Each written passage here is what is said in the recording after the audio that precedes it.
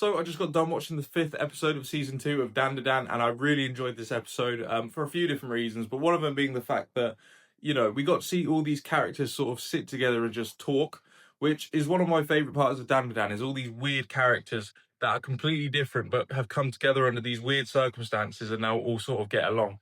Obviously Momo and Okaran's there, but there's Ira, there's Gigi who's back now under weird circumstances.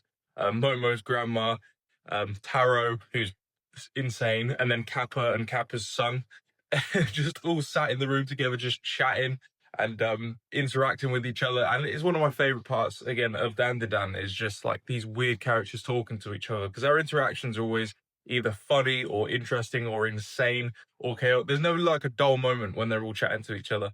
And the only moments that aren't like chaotic, it feels like, is when it's like just Momo and Oprah together. There's these sweet little moments, like in this episode, they're just sat in the car together in the back, and their hands touch each other, and they're like, Okran pulls away, and then Momo sort of like brings it back, and like it's starting to be what it feels like is like an awkward sort of teenage relationship. Like it's going through some growing pains, but it's not like it's not bad. It's not awkward. Do you know what I mean? Like it feels genuine. It's nice, man. It's nice watching it, grow as it is, and watch them get more comfortable with each other, and like Momo expressing her feelings towards Okran, but Okran's just awkward, isn't he? He doesn't know what to do.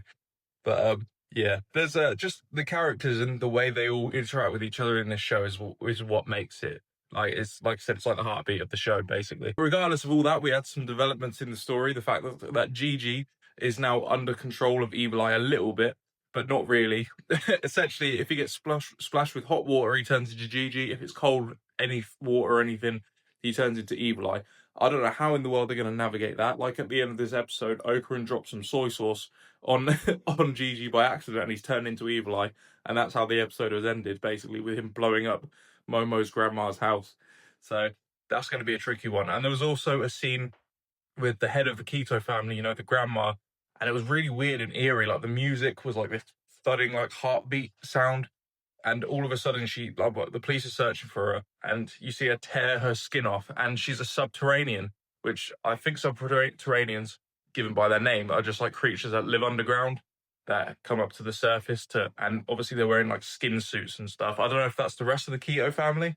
I assume it is because they all look the same. But yeah, that does explain a lot. But how many subterraneans are there? I'm starting to think she's probably not the leader. There's probably even more of them that have to be revealed. And now she's after Momo as well, so it could get a bit dicey. And I don't know how Gigi's meant to get control of Evil Eye. It's not the same as Turbo Granny with an Okaran. I think this is going to be impossible. But yeah, that was the 5th episode of season 2. I'm really enjoying this season so far. We're just under halfway, I think. But each episode has been a banger, so I'm excited to see what happens next.